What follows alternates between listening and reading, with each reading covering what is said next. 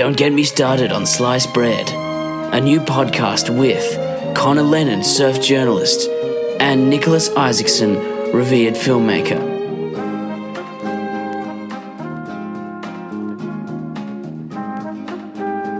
To the final video of the Don't Get Me Started podcast. Yeah. Very happy to be here, Lennon.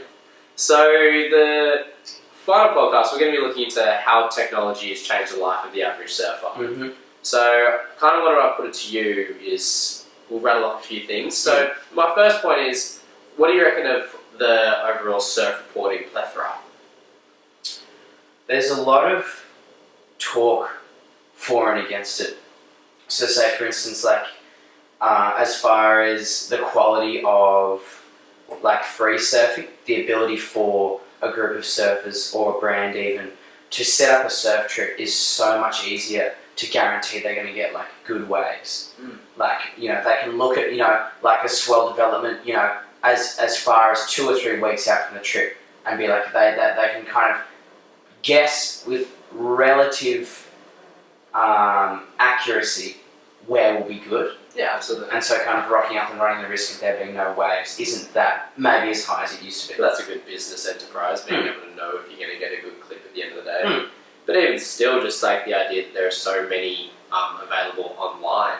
Yeah. The fact that there's just, I don't know which one to trust, because at the end of the day, like, it's when something says it's going to be one thing and another thing says it's, you just have to wait and see. Yeah. It's just you end up going back to a Stone Age perspective of, I have to go do this myself. Yeah, and actually get in the car and check the waves yourself. But I guess surf reports, you know, the technology is built on the back of weather reporting, which obviously, you know, as like studying technologies get better, you know, automated like algorithms and stuff continue to advance. The way that we report our weather is also quite sophisticated. And so obviously the state of surf reports and all that deal rides off the back of that. And obviously, you know, like that is an industry that, you know, is vital for, you know, a modern society to prosper in. But yeah, and then you get the idea that just that with having so many of these things available, the fact that you can't even, like, a long range forecast is about only available if you pay for it. So it's you got to pay to get this details. That's funny how because that's a pretty recent thing. Yeah, exactly. I feel like there was a stage you go, oh, I can see 5 days from now. It's like, no, you can only see 2 days from now. Yeah. And which seems ridiculous when you can see 5 days of weather, but not 5 days of this reporting. So it's just kind of the monetization of being able to see the future seems quite ridiculous. Yeah, well, it is funny because, like, as far as like surfing as a subculture goes, I mean, like any subculture, like you have a limited group of people who are interested in a certain topic. So, say for instance, even you look at like the website that showcases like action films, Garage Entertainment. It's a very small percentage of the population, but they know that they ultimately control the monopoly of like surfing streaming sites, because they're obviously they're not going to make that much money or be that profitable because it's a niche market. Yeah, absolutely. And so like Garage Entertainment, like Swellnet and all the forecasters, they know that there will be dedicated surfers who can't get a surf report from anywhere else. And so they'll have to pay for it if they want a certain standard. Yeah, and especially when you look at like the free ones that are available that look long range are quite intricate and hard to understand. You have to have a general knowledge of geography, surf knowledge at the end of the day. So simplifying it, the idea of them simplifying it means you have to pay for it. Yeah. So they're appealing to the masses, not knowing a lot about the sport and just how the waves work. But then if you can look at other sites, it'll be like all these arrows pointing over all the intricate details, knots, wave height, all that kind of thing is quite hard to understand. What about publicising it? So for example, we have North Gong Daily, which is quite an up and coming with Uncle Kel. So his idea of just having North Gong shown at, I think it's 8 a.m. every morning. They'll go live at 7:30 and then do a proper surf report at 8 a.m. I think that's an amazing thing. The only problem with that is North Gong is a pretty terrible wave. Yeah. But I guess I think people would be far more up in arms if this was something more localised break? Yeah, well, it is funny because you've got to ask with something like North Gong Daily, which, you know, not sure if Connor mentioned before, it's like an Instagram that publicises a short video, like a short surf forecast of North Wollongong Beach every single morning. It's run by some external company called Alive Wollongong, but it's, I think, quite interesting to ask why. Like, why did this occur? Like, obviously, there aren't that many dedicated people checking North Wollongong every morning.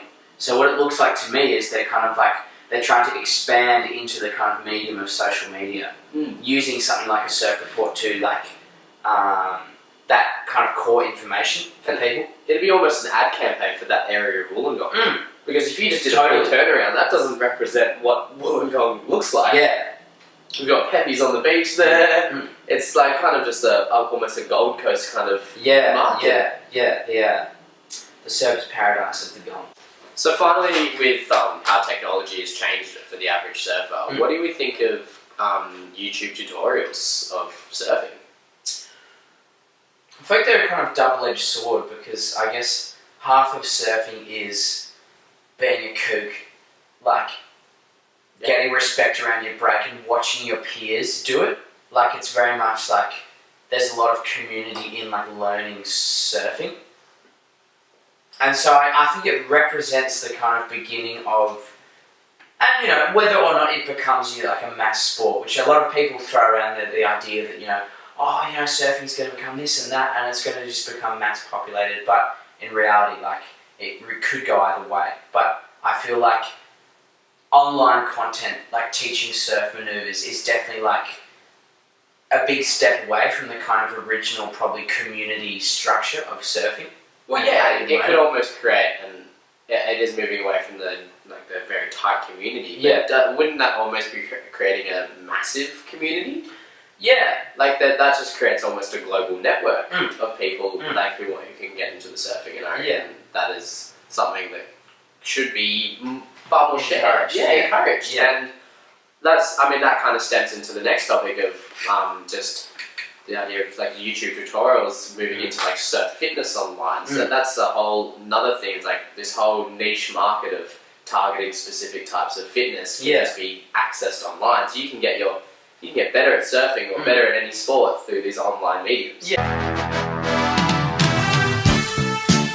I think what's kind of, you know, this may be a bit of a kind of like blanket statement, but it seems like a majority of the guys that watch surf fitness tutorials and like how to surf videos are usually fucking pretty shit surfers. I didn't want to say it. And like, soft tops and stuff like that.